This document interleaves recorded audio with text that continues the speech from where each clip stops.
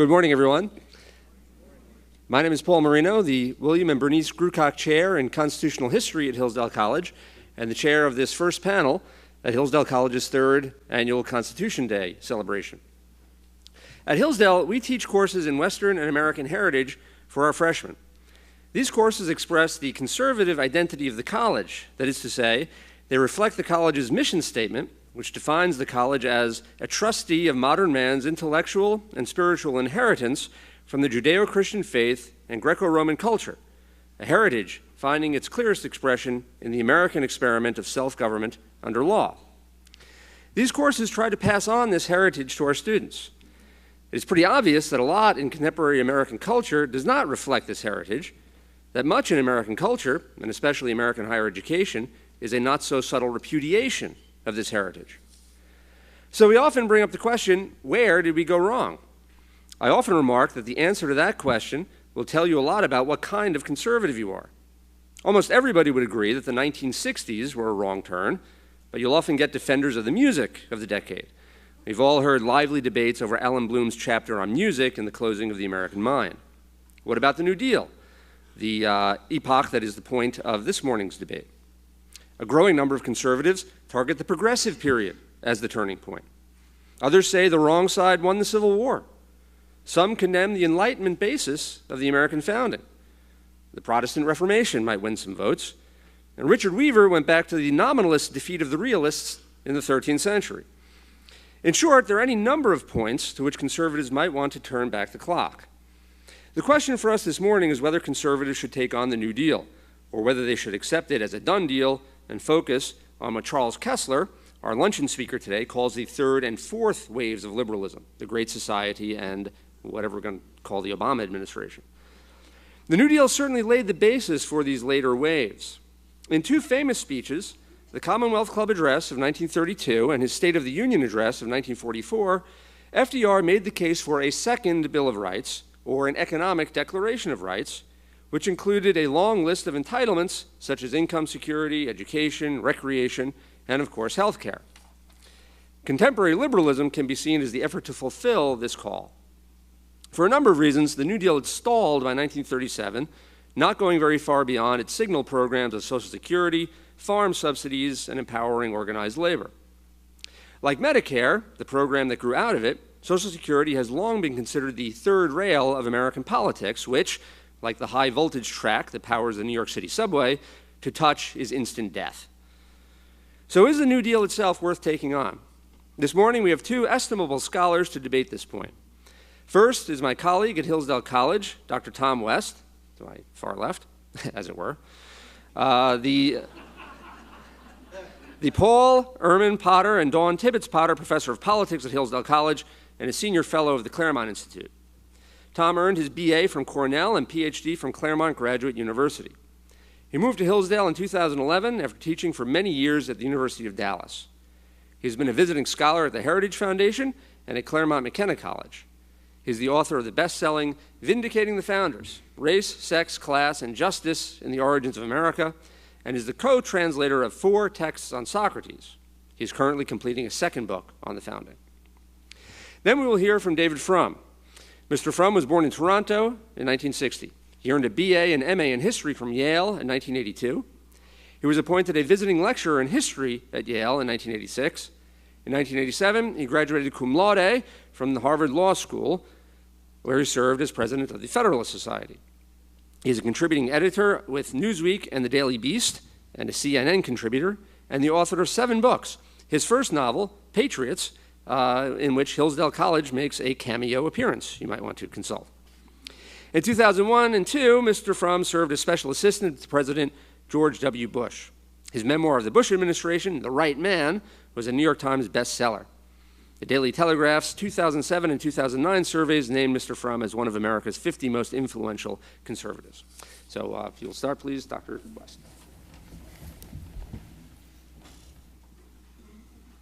Thank you very much, Paul. I'm glad to be here. And good morning. If conservatives accept the New Deal as a done deal, as a permanent feature of our politics, then conservatism might as well give up, shut up, and accept the fact that the United States is no longer a free country and has no hope of recovering its lost liberty.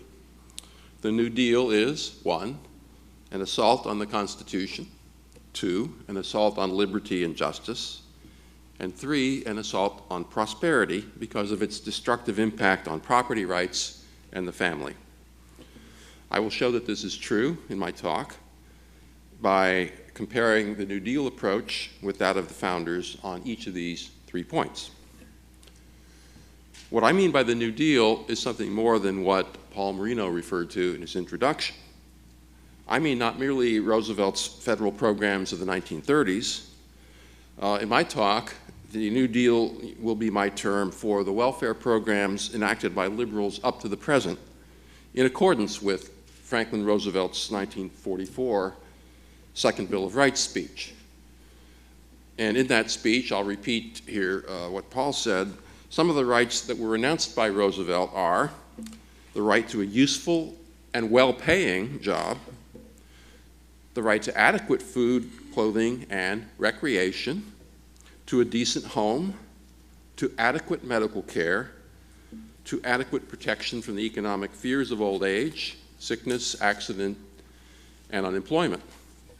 FDR was calling, in effect, for the massive welfare state of today.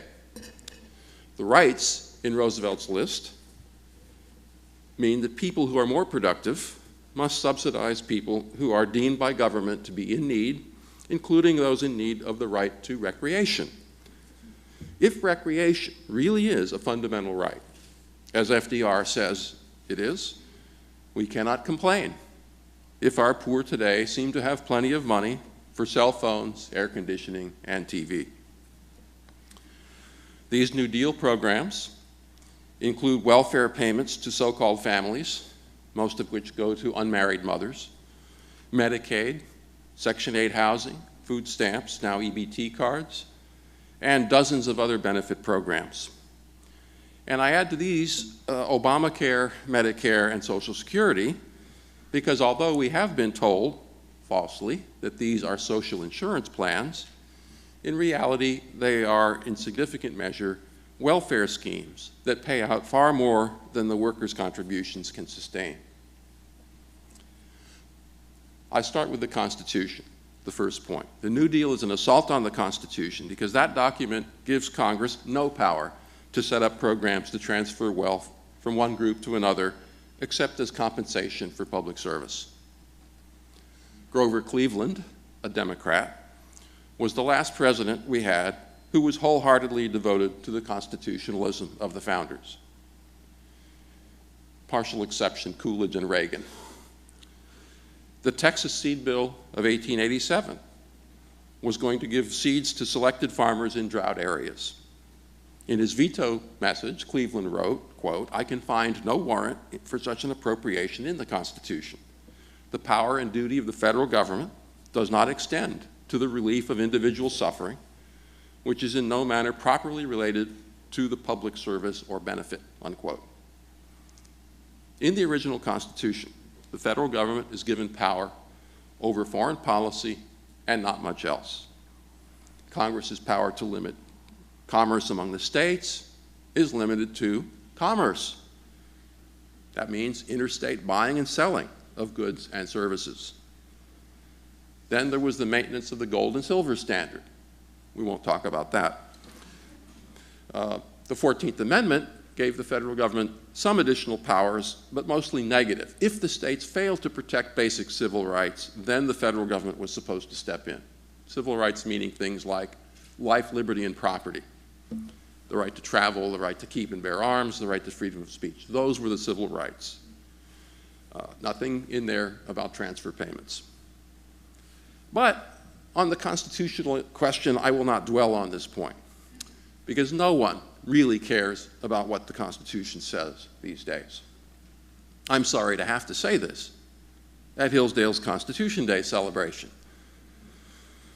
But the sad reality is people believe that whatever they think is right must be in the Constitution. And if necessary, we distort the text of the Constitution to fit our convictions about right and wrong.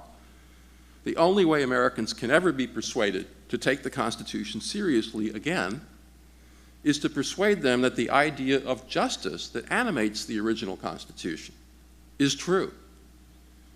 The most faithful originalist on the Supreme Court is Clarence Thomas. He respects the text of the Constitution because he believes it is good. He came to that conviction in the 1980s before he joined the court. He later explained he was, quote, trying to think through what protects individual liberty most, and that began my interest in original meaning. Our task, therefore, is to persuade Americans of the transcendent importance of individual liberty as the basic idea of what justice is. This brings me to my second point. The welfare state is profoundly unjust because it violates the basic purpose of government, which is to secure the equal liberty of all citizens. Taking things from one group and transferring them to another is almost the founders' definition of injustice. Here is how Jefferson put it, quote, to take property from one person because it is thought that his industry and that of his fathers has acquired too much in order to spare to others who or whose fathers have not exercised equal industry and skill, is to violate arbitrarily the first principle of political society, which is the guarantee to everyone of the free exercise of his industry and the fruits acquired by it, unquote. If we can recover that simple truth, then the New Deal is no longer a done deal. For the founders, government's purpose is to secure the natural rights of the citizens to life, liberty, and the pursuit of happiness. Liberty includes, in Jefferson's phrase, the free exercise of one's industry and the fruits acquired by it. That is what the founders meant by the right to acquire and possess property. The moment that right is denied, someone is being told that he is the slave of someone else. And when that right is denied wholesale, millions of citizens are made the slaves of other citizens. What I mean by a slave is someone who is required to labor for someone else without compensation. That is exactly what the New Deal redistribution policies are all about. They take money out of the pockets of productive Americans and hand it over to those who are designated by government as being in need, whether or not they really are in need. Half of Americans today are currently receiving federal benefits of one kind or another. There is no credible argument that says that all these people are really in need of that kind of help. Is anyone seriously saying that the wealthiest nation in world history, in that nation, one half of it is unable to make it without money being taken out of the pockets of other people at the point of a gun? Please. The founders' idea of equal rights is that adult human beings possess from their nature and from God, just from the fact of being born a human, a right to be free from being ruled by others. No one has the right to make another person his slave. You will hear more about this in the next panel, where the topic is Dr. Arndt's new book on the founding.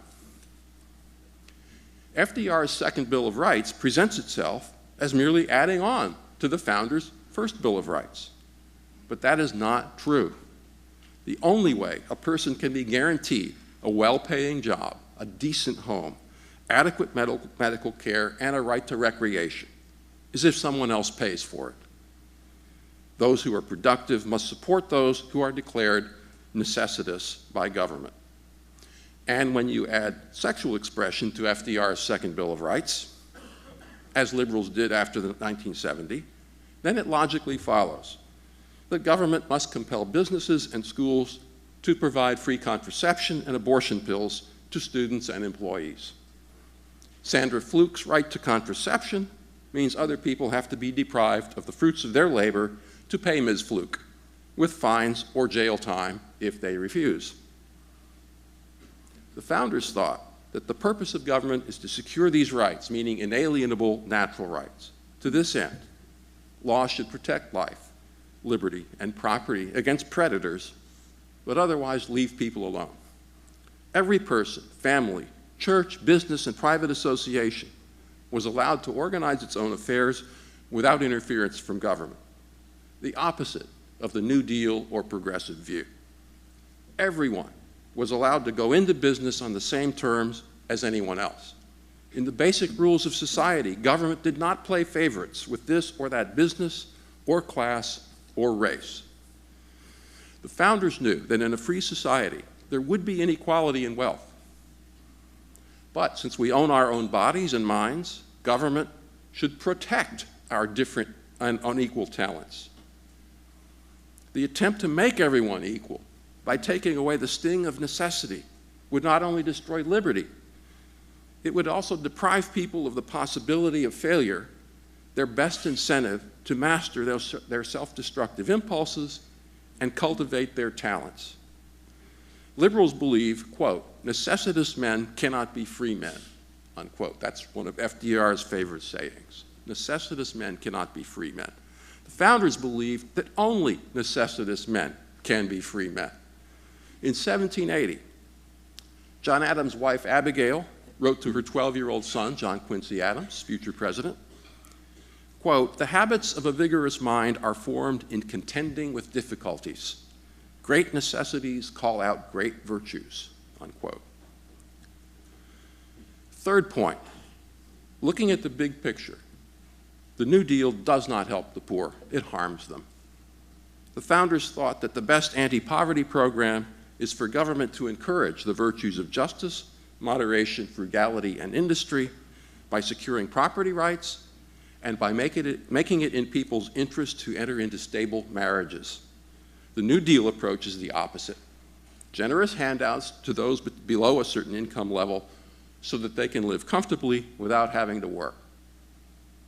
Defending his proposed tax increases in 2008, Obama told Joe the plumber, quote, it's not that I want to punish your success. I just want to make sure that everybody who is behind you has a chance to succeed too. I think when you spread the wealth around, it's good for everybody, unquote. This is the authentic New Deal position. Government helps those who are behind by spreading the wealth around. The founders would respond that the way to help those who are behind is not to take from those who are ahead. Instead, create a society where everyone is free to sell his labor and go into business on the same terms as others. The result will be that those who are most capable of producing efficiently will create successful businesses, hire the rest of us, and so provide people with the wages and goods they need. If the founders were here now, they would observe that American history from the founding to 1900 is the story of a people becoming more and more prosperous, and in fact, more prosperous than any people in world history. This happened not in spite of the absence of a progressive welfare state, but because of its absence. Even after 1900, after 1900, the pre-enterprise system of the founders remained largely in place through much of the rest of the next century. This is a point Paul made in the introduction. The New Deal didn't change things that much in the 1930s.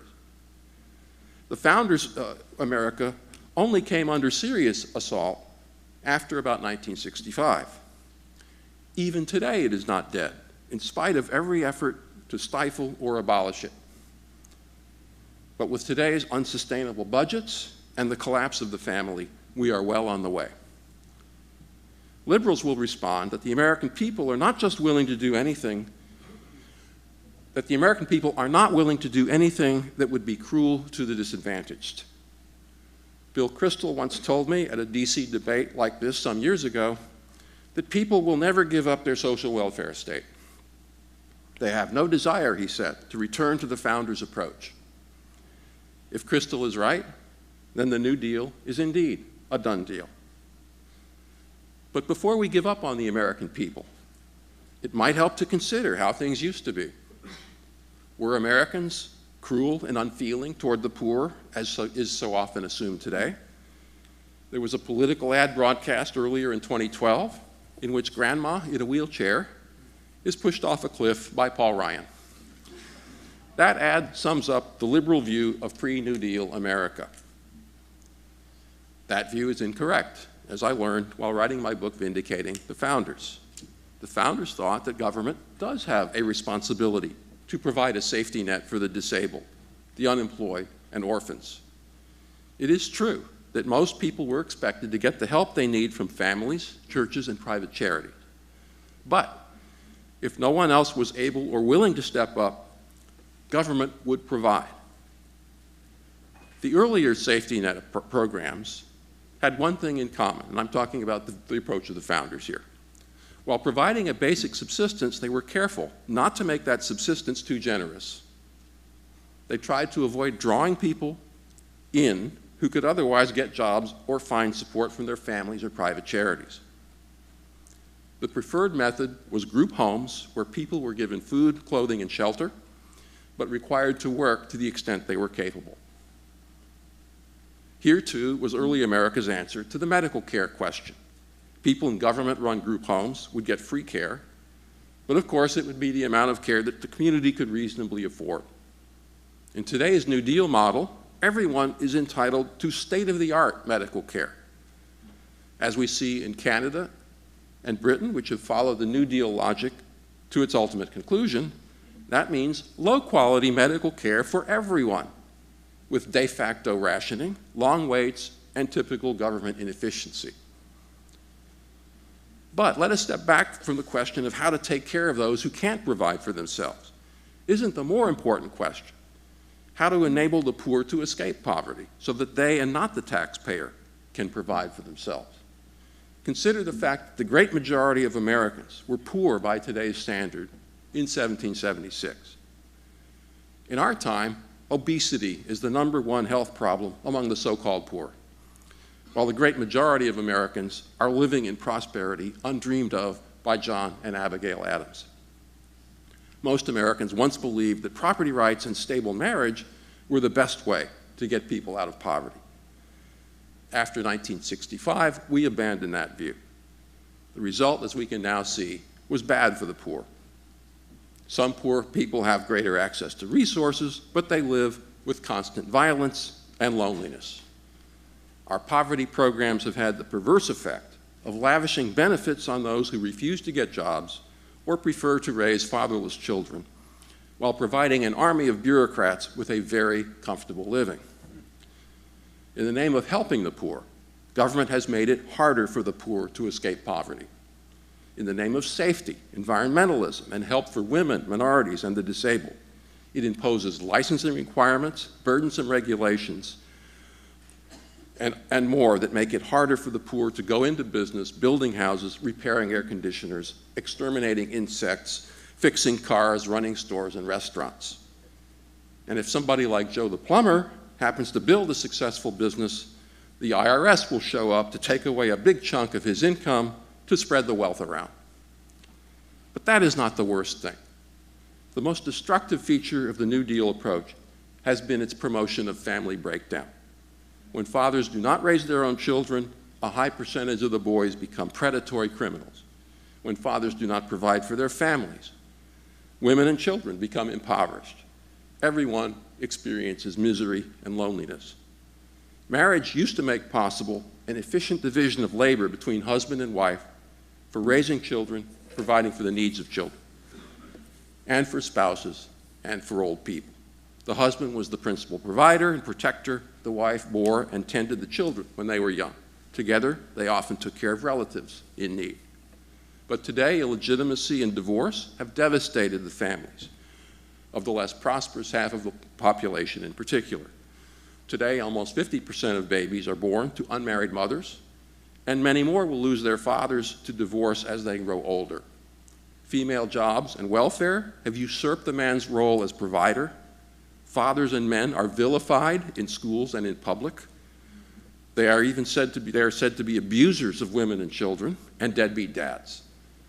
Even Ann Romney, at the Republican convention, said, quote, "It's the moms of this nation, single, married, widowed, who really hold this country together," unquote. No one today would dream of saying it's the fathers, single and married, who really hold America together. For one thing, family courts won't allow most single fathers to raise their own children. Welfare and preferential hiring of females destroy the families of the poor or prevent them from forming in the first place. The male breadwinner is emasculated, because he is superfluous. Even men who have good jobs can be dispensed with. If a woman decides to walk out on her marriage because it no longer makes her happy, she takes the children with her. The male response to this state of affairs is predictable. He turns to drinking, drugs, video games, and in the case of minorities, gangs and crime. He drops out. If he has fathered a child or gotten married along the way, and if he holds a steady job, he will be hounded to pay for the upbringing of a child whom he is not permitted to raise. The Republican reform of the 1990s helped, but not much. Requiring some work in exchange for welfare does not remove its attractiveness altogether. Besides, there are few, if any, work requirements for other programs, such as housing, EBT cards, Medicaid, Social Security, disability, which, by the way, has increasingly become a de facto welfare program. The basic problem remains. Government makes it affordable for women to bear and raise children without husbands while living conveniently in households of their own. People will keep on living this way until Americans once again provide the poor only with basic necessities. And I would suggest, in the setting of group homes that show society's disapproval of women bearing children outside of marriage and disapproval of able-bodied men refusing to work. Or, putting it positively, if a society really believes that poverty, crime, and child abuse are important problems, then it will do something about it instead of subsidizing it. Above all, it will make it in people's interest to get married and stay married. The modern state has created a world in which irresponsible attitudes towards sex and marriage prevail. 100 million children have weak ties to their fathers at best and often do not know who they are. Women floating in and out of marriage are beaten, raped, robbed, and exploited by the predatory, unmarried men that throng communities dominated by fatherless families. Their teenage daughters are even more vulnerable. This is a world of poverty, brutalization, emotional chaos, and ever-present danger. It resembles Hobbes' state of nature, where life is solitary, poor, nasty, brutish, and short. About 400 people have been murdered in Chicago so far this year, almost twice as many as the 200 or so killed in action in Afghanistan. No public official seems to care about these murders, although it is estimated that 3/4 of the victims are black. When Mayor Rahm Emanuel talks about Chicago values, he means gay marriage, not the lives of its own citizens. There must also be serious reform of the multiple ways that government refuses to protect property rights. The stultifying web of licensing requirements, crony capitalism, bailouts of favored businesses, and environmental regulations all stand in the way of people trying to make an honest living. To conclude, I do not underestimate the difficulty of bringing back the policies I'm describing. I am not suggesting that the Republicans should campaign in this election this year on the platform of repealing the welfare state. I am saying that our conservative public intellectuals need to rediscover the principles that came close prior to 1965 to conquering poverty in America without wrecking people's lives by destroying the psychological foundations of marriage. Among other things, we need to expose the lie that Social Security and Medicare are social insurance plans in which people pay into a common fund from which retirement payments are funded. In the short term, reform should aim at transforming these into genuine insurance plans as similar as possible to what insurance looks like in the private market.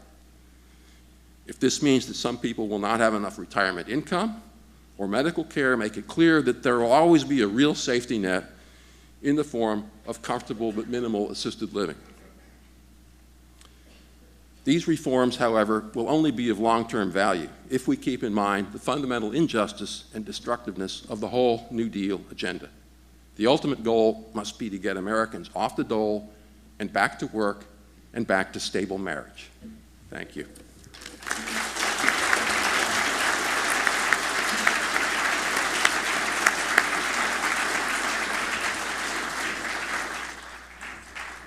Thank you, Professor West. Thank you, ladies and gentlemen. This is my week to wear the away jersey. My last debate was in Fort Erie, Canada, site of the bloodiest battles of the War of 1812, where I was debating that the United States, in fact, won the War of 1812. And today I am at Hillsdale College to defend the New Deal. It is an honor to address Hillsdale College. Few colleges of your size have had the impact on American life that you do. And I salute the sense of mission that Hillsdale brings to education, which is so often treated as an area that should be governed by a cafeteria approach, have as much Jell-O as you want and no peas. I am here today to debate how conservatives should feel about the New Deal, whether they should accept it. I am not here to take up the question that Professor West cited Bill Kristol about what should happen to the New Deal in general. As to that, I think the best answer comes from a famous exchange between Margaret Fuller, a thinker who lived at the time of the founding of Hillsdale College, and the great British conservative thinker Thomas Carlyle. Margaret Fuller was a very exuberant woman, very flamboyant, and one day at a transcendentalist dinner party with her friends in Boston, she threw open, there was a great storm, and she threw open the French doors of the dining room and stepped out onto the lawn, and in her diaphanous gown, she was a very beautiful woman, stretched out her hands and said, I accept the universe. This made a great impression on everybody, and they all wrote letters to their friends in England about it, and Thomas Carlyle, when he read one of these letters, said, she accepts the universe, by God, she'd better.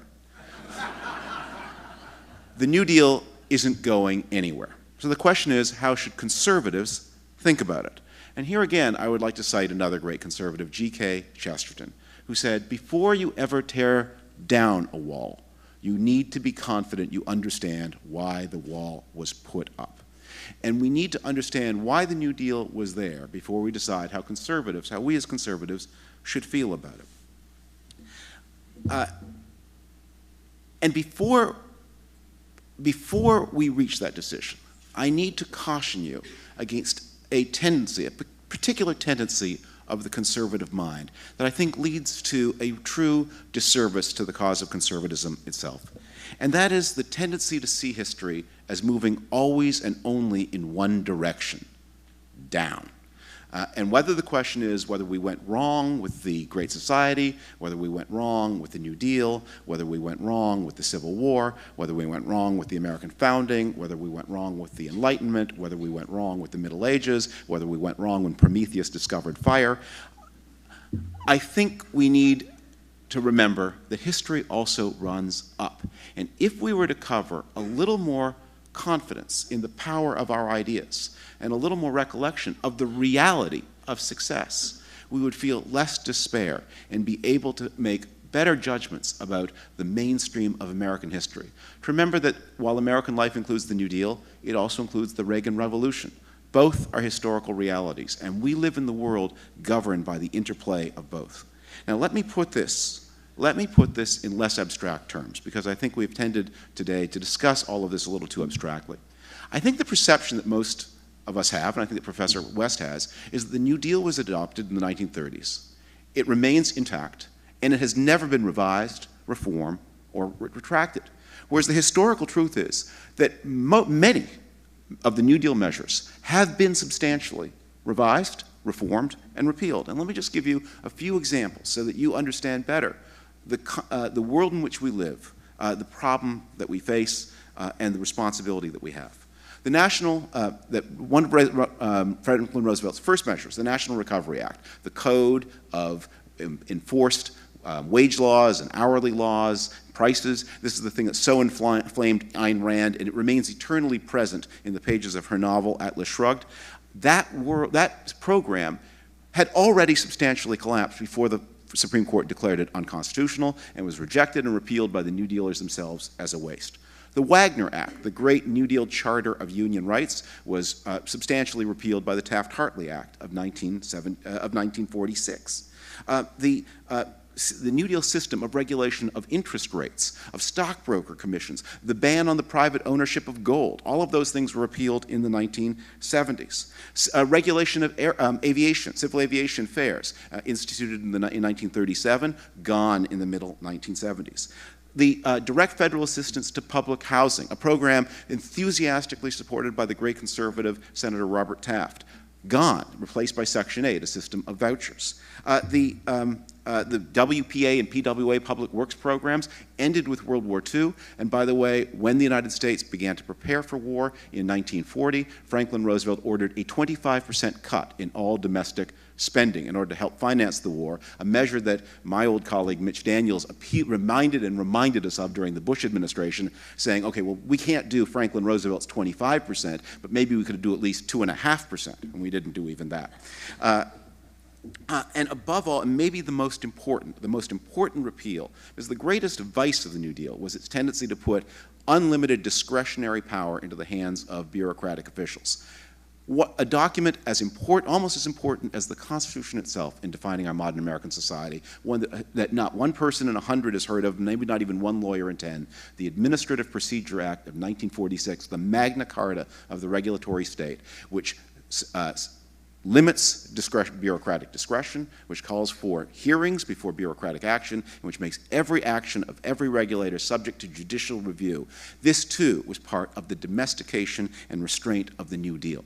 The New Deal as it remains after the 1940s and 1970s, after tremendous conservative successes, after the work of the Congress of 1946, after the work of the deregulators of the 1970s, after the work of the Reagan administration, is a different thing. It's not the thing that was there in 1930s. The course of history does not only run down, it runs up. And the New Deal has joined the Reagan Revolution, the work of all the past heroes of American life as part of the defining frame of the American society in which we all take pride. It is part of our present. And let me think now specifically, what remains of this New Deal after its excesses were curbed, after its abuses were defeated, after the Wagner Act was replaced by Taft-Hartley, after the system of price control, the controls on finance were swept away, after the end of public housing, after, by the way, the end of AFDC. That was part of the Social Security Act of 1935, and it was repealed in 1995. There is no more welfare in the traditional sense of that term that is an unlimited right to government assistance purely because you are poor. That right is now highly conditional and limited. What remains of the New Deal? What do most of us mean when we talk about the New Deal, and why is it something that every American, conservative and liberal alike, should accept, just as every American, liberal and conservative alike, should accept the deregulation of the 1970s and the accomplishments of the Reagan administration, as indeed many liberals do? I think four main things. That these are the real positive legacies of the 1930s, and they remain worth defending today. And in the G.K. Chesterton sense, we must understand them before we debate whether we are to take them down. The first is the New Deal legacy of creating a modern financial system, a modern monetary policy. Through the 19th century, the United States had no central bank. It was the only of the then advanced countries not to have one. Britain had one, France had one, United Germany had one. The United States didn't have one until 1913. And even after 1913, it had one that was very ramshackle, weak, and often incompetent, as we saw in the financial crisis of 1929-33. The result of this was that through the 19th century, in financial terms, the United States was to Europe what the Third World is to the rest of the world. The great source of financial crises. There would be panics and shocks in the United States. There was one in 1893. There was one in 1907 that would plunge the whole world into chaos. And basically the problem was that the United States, although gold and silver were the legal money, the practical money of the United States, in the absence of a central bank, was paper money issued by banks regulated by the states. And you would have these things would then inflate in good times and collapse in bad times. And you would have a 2008 a financial crisis, not always of that magnitude, but sometimes, as in 1893 or 1873 of 2008 magnitude, every 10 years, every 20 years, a huge financial crisis that would suck in the whole of the planet and cause enormous distress in the United States. What happened between 1929 and 1933 was the last of these great until 2008, the last of these great 19th century panics caused by the incompetence and insufficiency of the American financial system. The New Deal put in place a series of measures that are cherished today by Republicans and Democrats alike, by everybody who does any kind of financial business, that put an end to these financial panics and made sure that the 2008 panic did not lead this time to a Great Depression, as happened the last time. These include deposit insurance, so that people know when they don't have to run to the bank like it's in A Wonderful Life when they hear bad news to secure their savings, causing the collapse even of solvent banks, because the banks never have your money in the drawer. The deposit insurance, which is now extended after 2008 also to money market accounts. People know that their particular money is safe, whatever the fate of their particular financial institution. That's a tremendous boost to confidence in markets. We have now a more effective Federal Reserve System that can intervene and can again allay panics. 2008, not a success, but we had a period of great moderation and stability through the 1980s, 1990s, and we saw in 2008 that we put a floor under things, and we have now a substantial, if disappointing, recovery. Above all, the liberation of the United States from the gold standard. The gold standard means that you don't have a fixed money.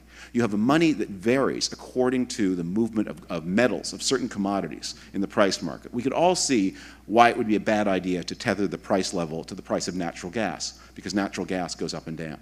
We could all see why it would be a bad idea to tether the money of the United States to the price of barley. The price of barley goes up and down.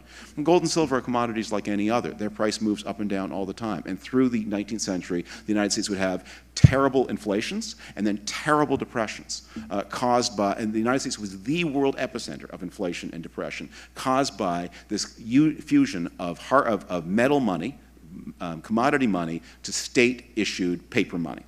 That is now gone, and we all now have more confidence in the money in our wallets and a more stable financial environment. And we are not living, and even when Wall Street makes terrible mistakes, as they did in 2007 and 2008, and we have a recession as a result, we do not have a Great Depression. We have a recovery in fairly short order. So that is one great accomplishment of the New Deal, a modern financial system like that which was held in the 19th century by every country in the world. The second accomplishment of the New Deal that I think conservatives need to cherish is that the federal government takes responsibility for the country's macroeconomic stability. You know, it has always been, as Dr. Arnn said and Professor West said, it has always been a view of Americans that government has a responsibility for macroeconomic stability. States provided public works and employment during the Depression of the 1890s, for example. But these were always insufficient. They were relief. They didn't stabilize the economy. It was during the New Deal period that Americans began to realize that federal taxing and spending were not just ways for the federal government to raise money and purchase goods and services for government use. That federal spending is a huge influence on the economy. Herbert Stein, the economist who advised Presidents Ford and Nixon, called this the fiscal revolution in America. The discovery that these levers move the economy and affect everybody's prosperity. And this was, of course, the foundational, this is the reason why Ronald Reagan in 1981 called for his tax cut program as a way to move the United States out of the malaise, the stagflation of the 1970s. He had absorbed this New Deal idea. Ronald Reagan always called himself a New Dealer. He had absorbed the New Deal idea that the federal government had a responsibility to macroeconomic stability. Franklin Roosevelt said, looking back on the events of the 1930s, now, conservatives, let me just before this quotation, conservatives of all people should cherish this impact. Because I am not going to argue that Franklin Delano Roosevelt was a conservative politician. He was not. Nor will I argue that the New Deal was a program of conservative intent. It was not. It was intended as a program of reform. But it was a program of conservative effect.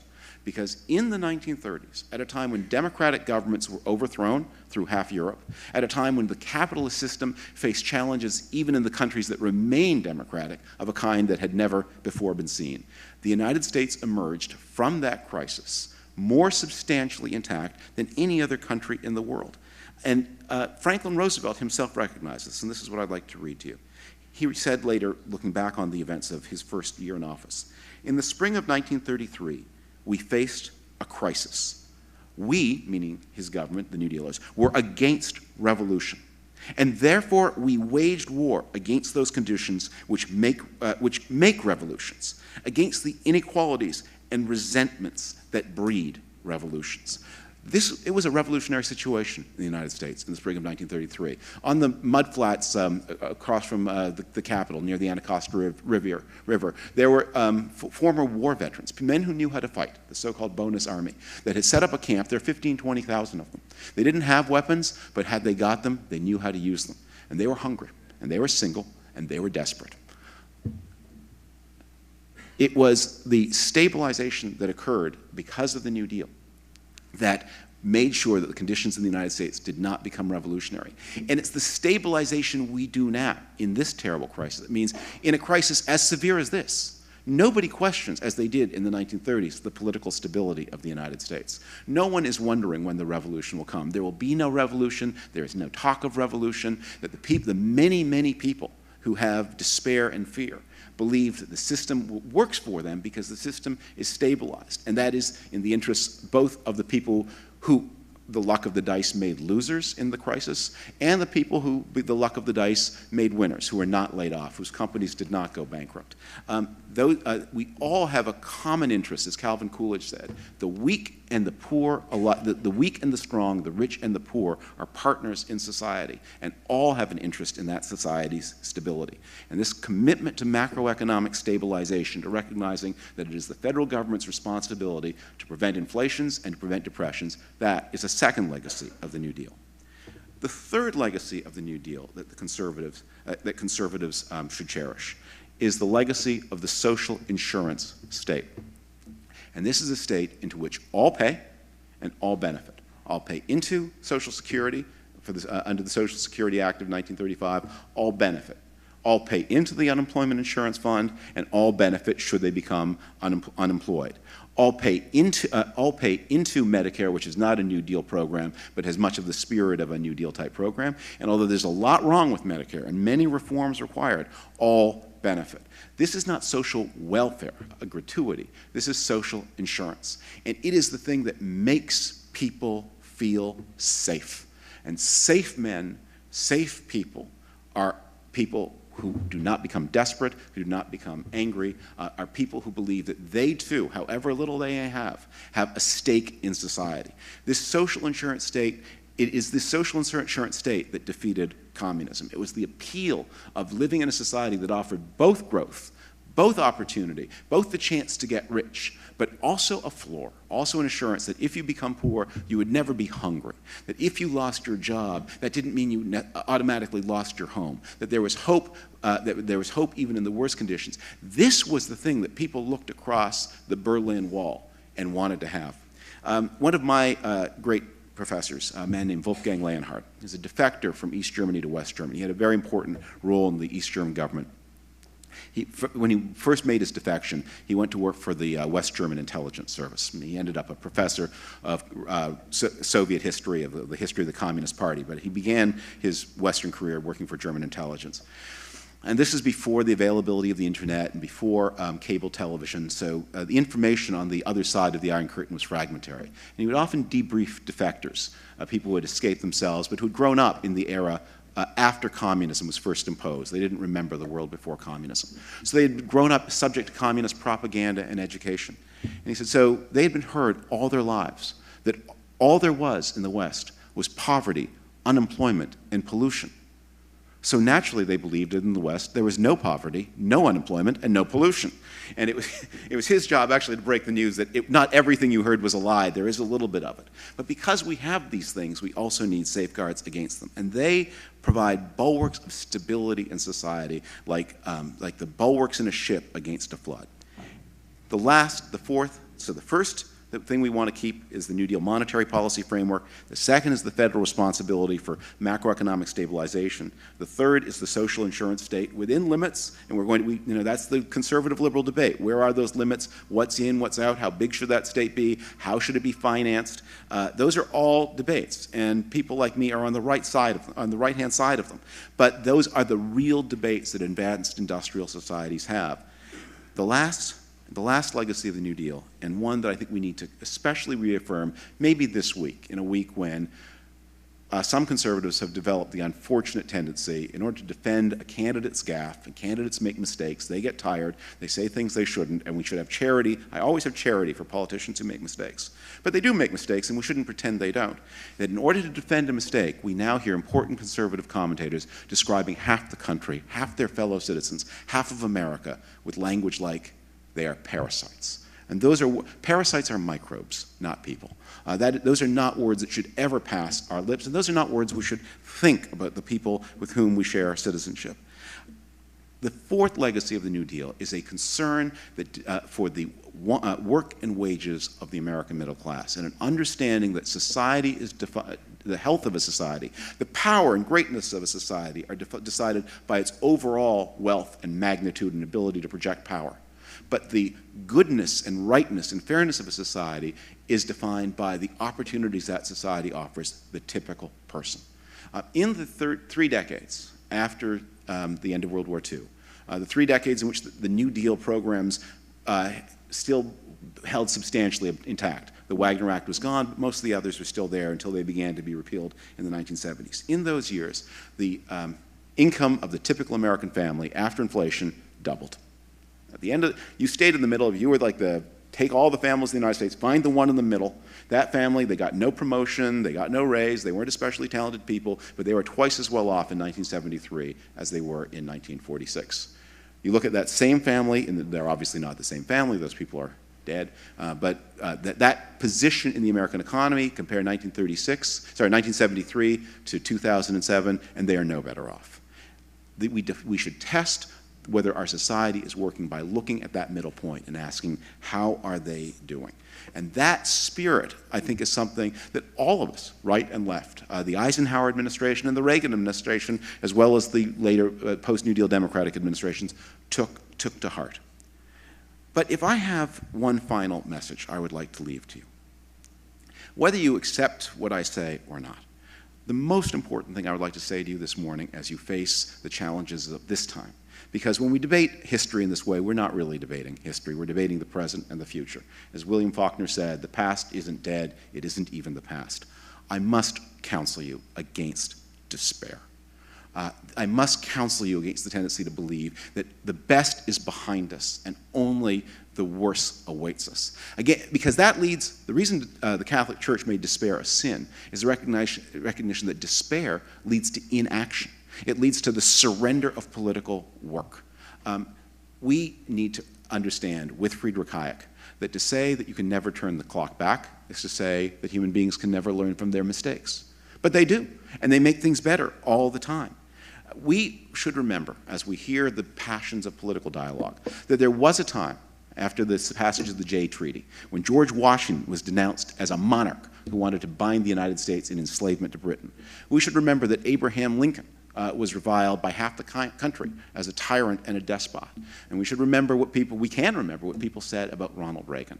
And we shouldn't make the same mistake in our own time of losing faith in the country and of not seeing that mistakes get tidied up. I've always thought that one of the great examples of how the United States dealt with its mistake was the Supreme Court case Ex parte Milligan. And that dealt with one of the things, one really unfortunate things that Lincoln did to win the Civil War. The Constitution says Congress can lift the writ, get rid of habeas corpus. Lincoln didn't trust Congress to do it, so he did it himself as a matter of presidential power. He got rid of the writ of habeas corpus, and he and his Secretary of War detained people, civilians in the North, without any process whatsoever if they thought they were dangerous. And one of these cases, that of Mr. Milligan, went all the way to the Supreme Court. And the Supreme Court said, Mr. Milligan is right. The president cannot do this. The president doesn't have this power. And the Supreme Court waited to deliver that result until the spring of 1866. That's exactly the way to do it. Mistakes, and that is what has happened with the New Deal. We have corrected the mistakes of the New Deal, and we've done it in 3 decades after the end of World War II. But we should not then say that, therefore, we are going to reject the work of our fathers and grandfathers, our mothers and grandmothers, as something that was just a mistake under which we suffer. We should not ask the question about America, where did we go wrong? We should ask the question, how did we get it so right? The country I see around me is suffering from many problems. And these days, the times are especially difficult, and they call for all of our wisdom and all of our compassion. But I see success. I see accomplishment. And I see the efforts of the 1930s as part of that American story, just as the efforts of every decade. And I think conservatives should say, we are reformers, we have changes we want to make, but we embrace our history. To be a patriot is to love your country. But what it means to love your country is to love it as it is, not as you believed, and probably wrongly, it once was. Not some fantasy of the country, but the country as it is. Love that. That's the challenge that is posed to you by this debate today. And I thank you for your attention, and I look forward to continuing the discussion.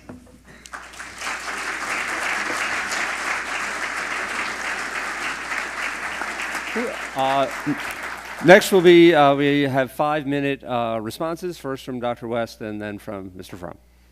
Good. So the Mr. Frum quoted Chesterton, somebody who said something that I also like to quote. Chesterton said the function of liberals is to create radical reforms, and the function of conservatives is to come along later and clean up after them and make sure that those reforms are affordable. That is what I'm afraid is what we are being recommended to do here. That's my concern. So let me just make a couple quick comments on each of the 4 points that Mr. Frum went through. So first of all, on the question of financial reform of the New Deal, the argument is that the United States is financially more stable now that we have a central banking system and other similar reforms that were instituted in the 1930s and later. The response to that is, well, we did have a 15-year Great Depression during the period of that central banking system.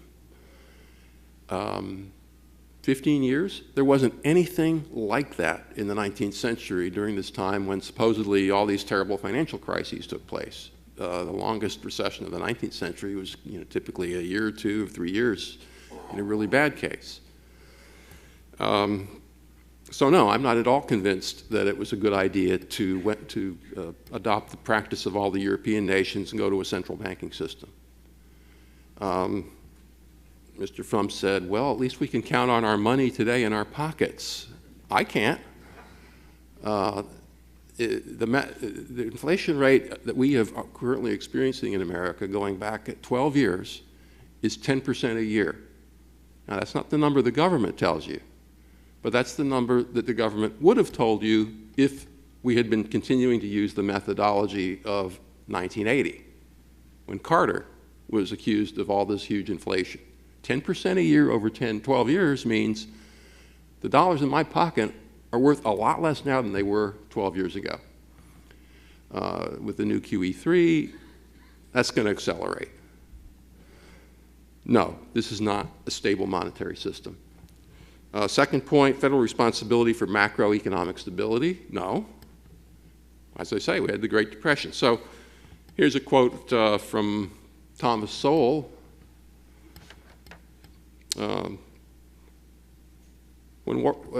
During Warren G. Harding's first year in office, he found that the unemployment rate was 12%. He did absolutely nothing.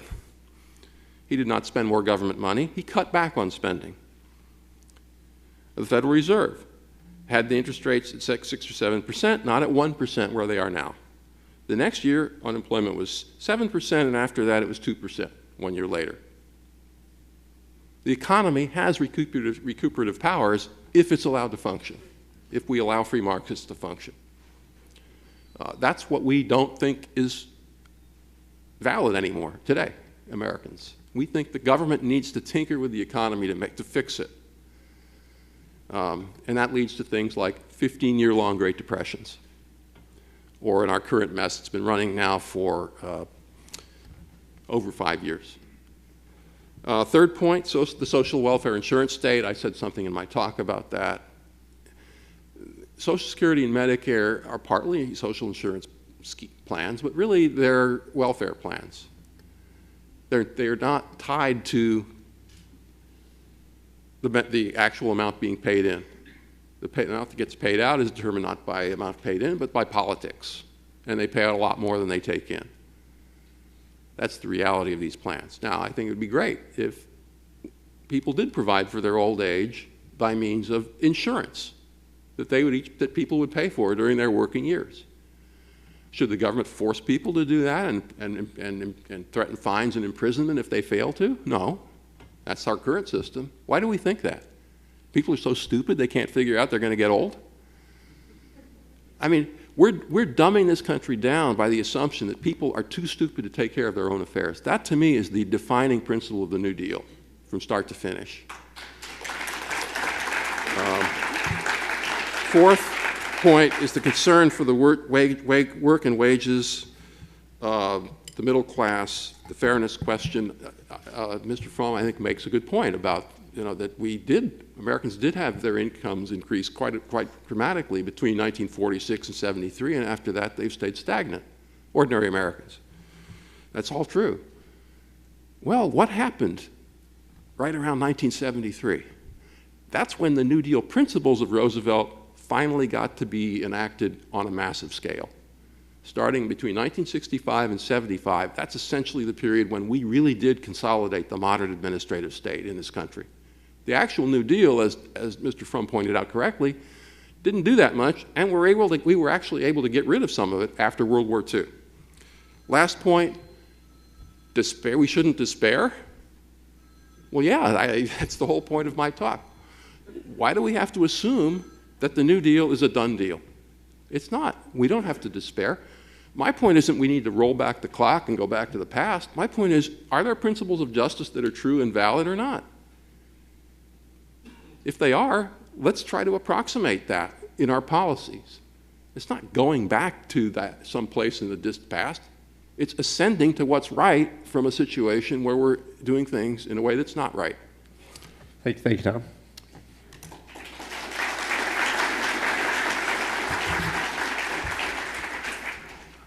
I think one of the best ways to understand the past is to go to the charts, to go to the numbers, to go to the facts, and to go to the record. The New Deal is a series of programs adopted between 1933 and 1938.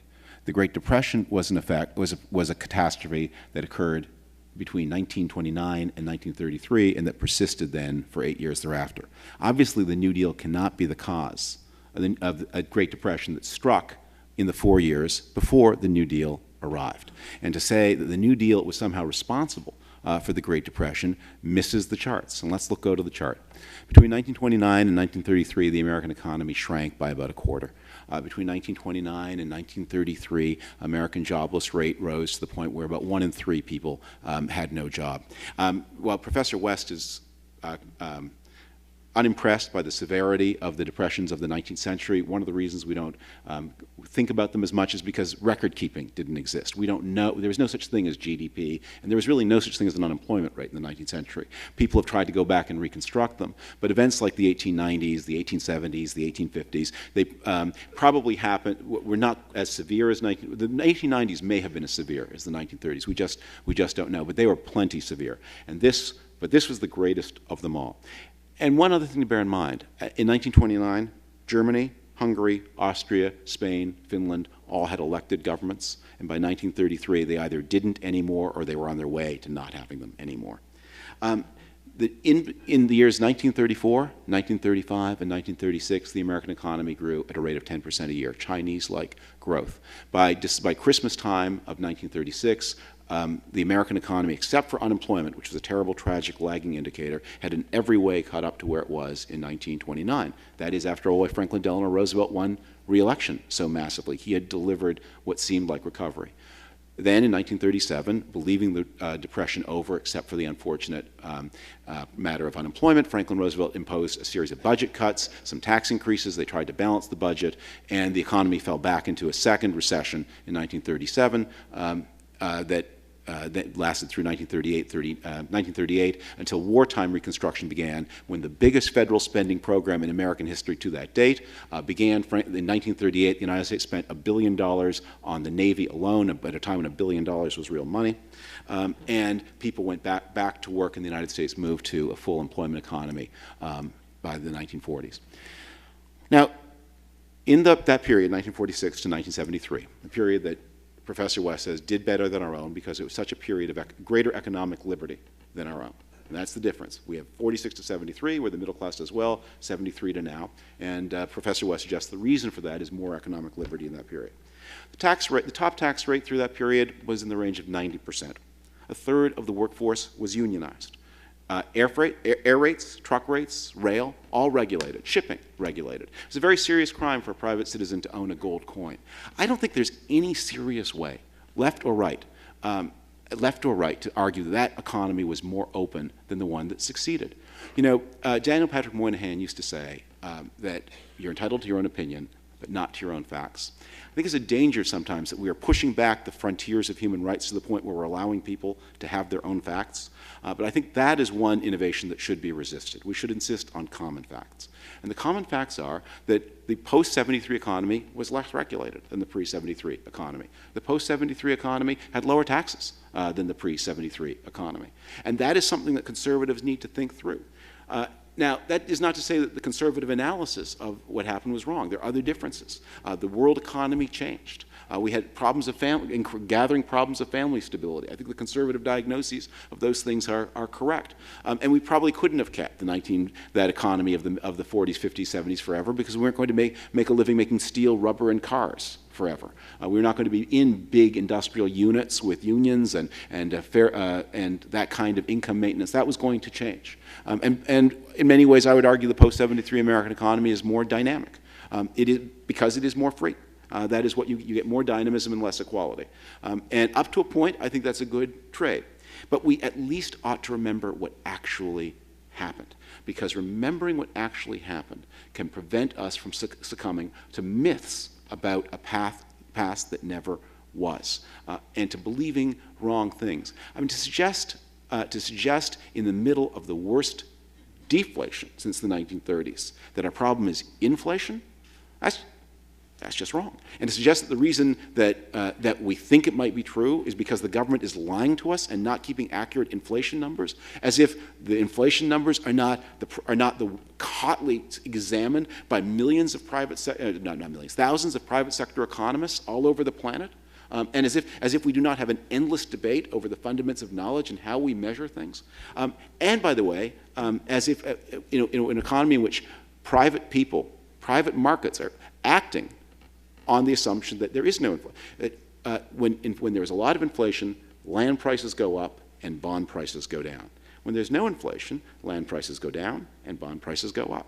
And if any of you are investors in private markets, you have known that over the past 3 years, bonds were a very good place to be, and land was a very bad place to be. The markets know that we are in a deflation, not an inflation. And they know that the government doesn't make up these numbers. These are real numbers that are the product of the work of a lot of people who are second-guessed by the private economy. We have real problems in America today, and we need a lot of reforms. We do face a debt crisis, and we're going to need to reform that. We do face a huge question mark of how in a globalized economy we can guarantee rising standards of living to people in the middle and less than the middle. We do face a tremendous problem with the American family and how do we protect the life chances of children who are born without two parents. All of these are real problems, and conservatives have to offer real solutions. But the work begins with self-emancipation from misleading ideas, bad history, and unfounded economics. And the work begins by accepting your country and all of its legacy, not as perfect, but as a great starting point for even further improvement. Thank you, Mr. Frum. Now, we have a couple of Hillsdale staff with microphones to take any questions that you have for the panelists. Just raise your hand and be...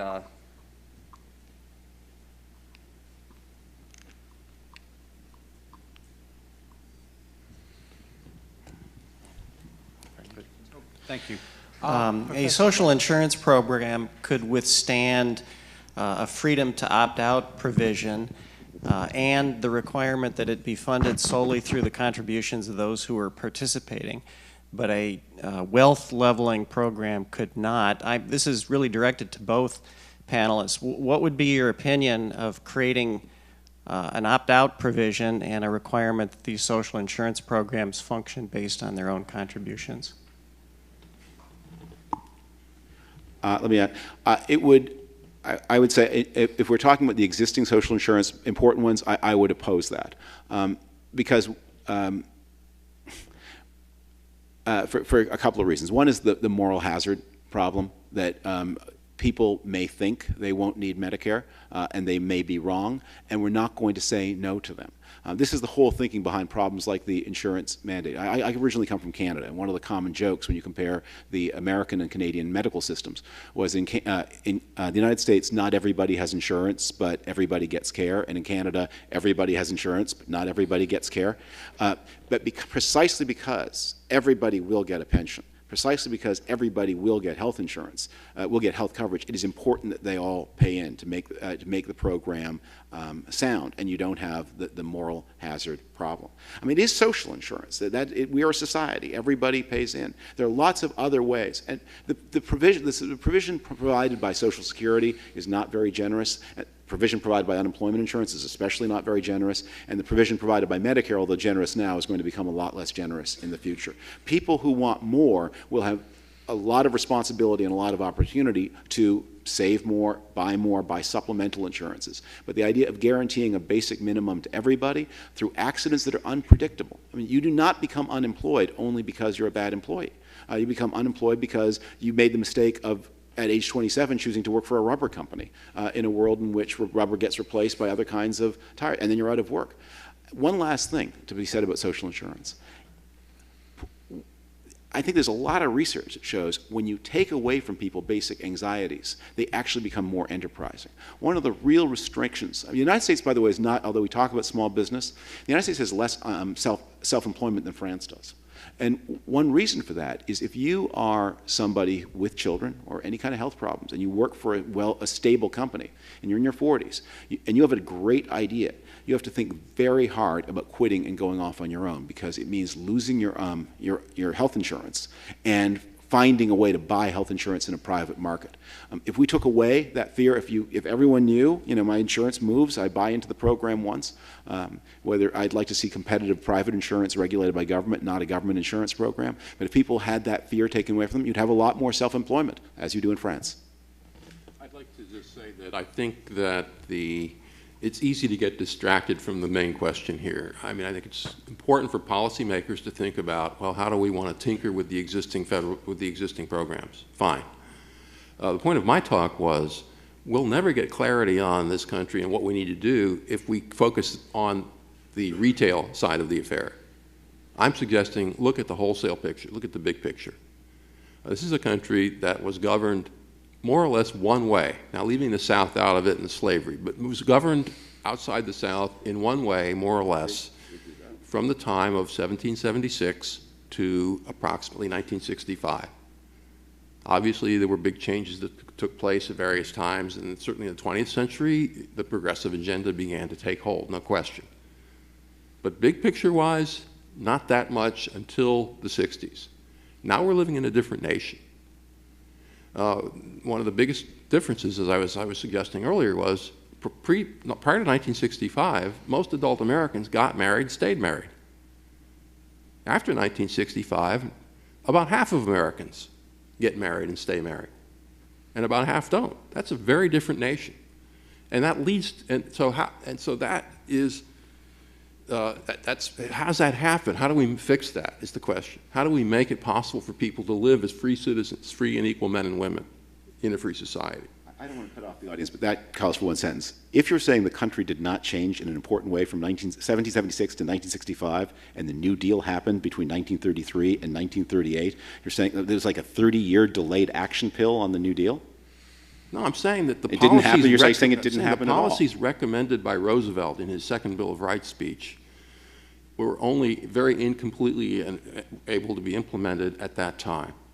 It was really only later, starting in the 60s, when that could happen, for the reason, as you said. I mean, if you think about the policies that you mentioned, high tax rates, regulation of trucking, airlines, specific industries, agriculture, the New Deal was able to, labor, there was obviously important changes in labor law. Those things didn't affect the lives of the everyday average American that much. I remember when it was a senator from Florida, Connie Mack, who explained, that he started running for the Senate. He was a banker. He said, I decided I needed to get into politics about 1965 when all of a sudden I couldn't be a banker anymore without constantly jumping through hoops created by the federal government. That was the new America. You just can't be left alone now by the federal government no matter what you're doing. And so on the one hand, business all of a sudden faces all kinds of micromanagement from the top down, far more than anything done in the New Deal. And on the other side, massive payments now to people not to work, with the consequent, which what we've seen is the result. I mean, somehow conservatives like David Frum seem to think you can talk about family policy over here, that's one problem, and then over here there's another problem, and that's the social welfare, the social insurance state. I'm saying the two go together. If Connie Mack thought that banking was less regulated before 1965 than it was after, he didn't know anything about banking. No wonder he went into politics. Sure. Yes, I was just curious, Professor West, where in, or is it specifically in the Constitution, you said that basic safety net where housing and food would be provided for people?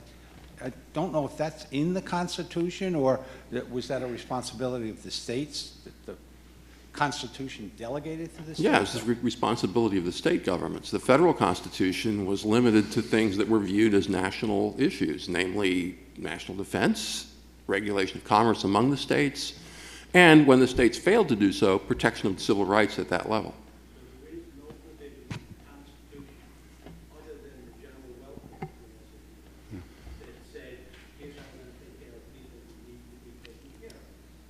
Right.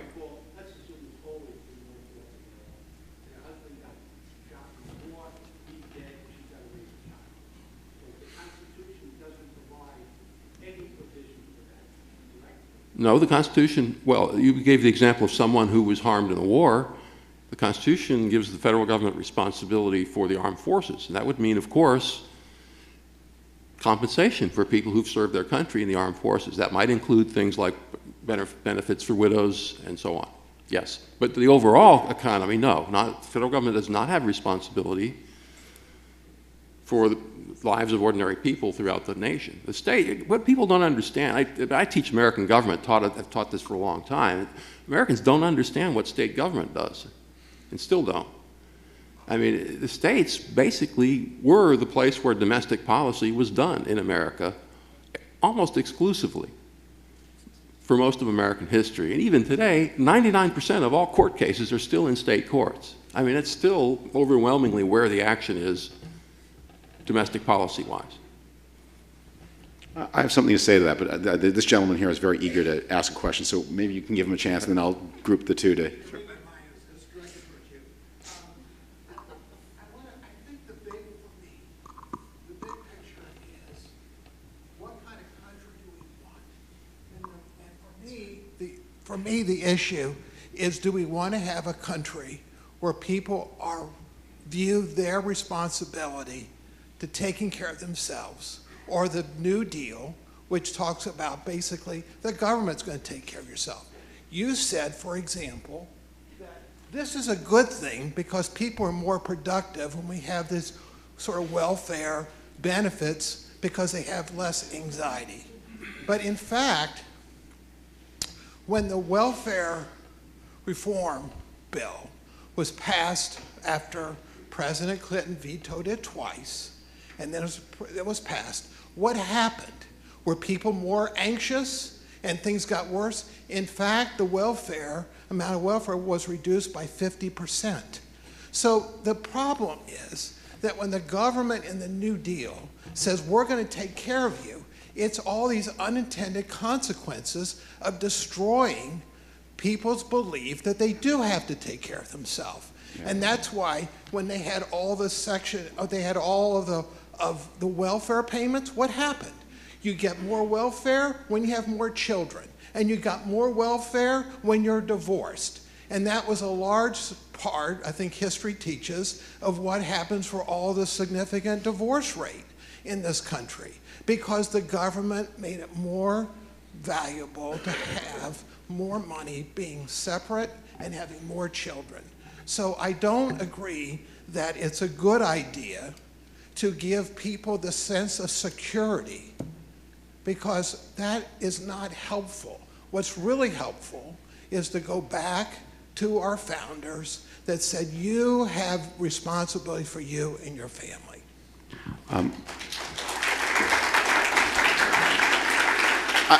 I think these two questions go well together, so let me deal with your question, sir, and then I just want to say one sentence to the gentleman at the back. When we were abolished, what we mean when we say we abolished welfare was before 1995, anybody in the United States who was poor had a claim on a program that was jointly funded by the federal governments in the states. It was really not very generous. I mean, it was $13,000 a year, I think, if I remember right, was the typical payout. You had an as-of-right claim to have that and to have that forever.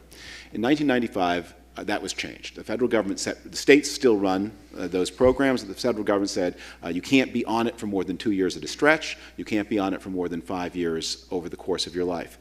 However, we also recognize that in the modern American economy, we just demand more and more skills. And we have lots of people who don't have the skills, and it's difficult for them to find work that pays sufficiently. We have, as our economy, concentrates rewards more and more at the top, and as wages deteriorate at the middle and below the middle, it becomes more and more difficult for people at the middle and below the middle to make ends meet, especially the very poorest people on welfare. So at the same time as we abolished welfare, we instituted, or we expanded, a number of pre-existing programs. The Earned Income Tax Credit, where the federal government said, you earn $1, we will match it according to a certain formula that phases out over time.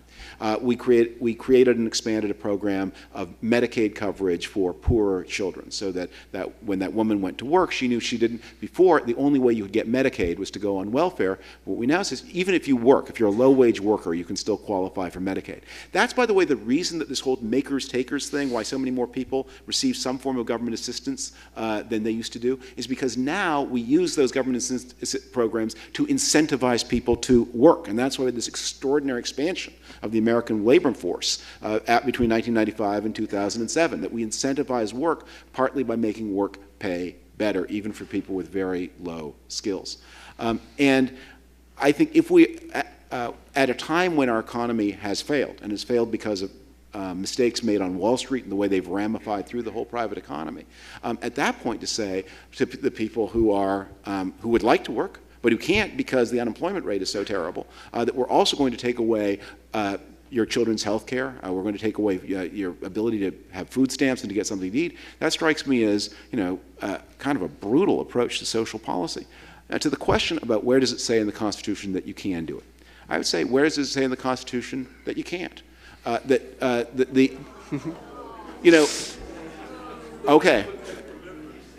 but here's why this is so important. One of the things that has been a really weird effect of the past 5 years, if you were around in the 1790s and that founding generation, and you believed in the Constitution, you believed that the federal government had wide powers to do things like create a central bank, the first bank of the United States. The old opponents of the Constitution were the people who said, the federal government, okay, we accept the Constitution is here, but our fallback position is the Constitution can only do these enumerated things. That was the argument that the authors of the Constitution rejected. And one of the things that has been really weird to me in this modern era is the way the arguments of the opponents, the anti-federalists, the opponents of the Constitution, have been adopted today by people who call themselves the defenders of the Constitution. It was Hamilton and Madison and Jay. Those were the exponents of the Constitution, and they believed exactly what I said. They believed that the Constitution was a broad grant of power to government to do those things subject to this arrangement of rules, not because they wanted to empower government, but because they wanted to empower people to solve their problems. If the Constitution is going to last for 200 years and more, it cannot, as the story, I don't know if this is true, that the Swiss Constitution regulates what goes into the beer, but you often hear that said. Suppose it's true. The Constitution has to be short, it has to be a general grant, it has to set some rules, and then say, you decide for yourself. Because if that weren't what the Constitution did, then we would always be children, and the authors of the Constitution would always be our parents. Just one comment. There's not one founding father who would have said that the U.S. Constitution gives the Congress power to deal with poor laws or what we would call welfare policy. That's something new. But the basic point that the questioner made a moment ago, is it a good idea for government to relieve the anxiety of the citizens by providing them with a level of benefits that assures them that no matter how they live, they will be provided for? That's the question. Founding fathers said that's a bad idea. You need people to face the pinch of necessity, the difficulty of what am I going to do if I don't have a job? That's going to make people that's going to make husbands and wives want to stick together. That's going to make people want to go out and get work, start new enterprises. You don't have that, you've got the problems we've got. That's my point about the big picture. In spite of all the stuff we've talked about, and we can get involved in the details of how do you deal with the social welfare state right now and how do we fix it. But the larger picture is, how do we restore that sense of anxiety, really, in the people? I know I have a kid who's 24, and when he got anxious about his future, that was great. Pop, I really need a job, don't I? Yeah. Well, ladies and gentlemen, that concludes our program. We're out of time. Thank you very much. You've been a great audience. So thank our panelists.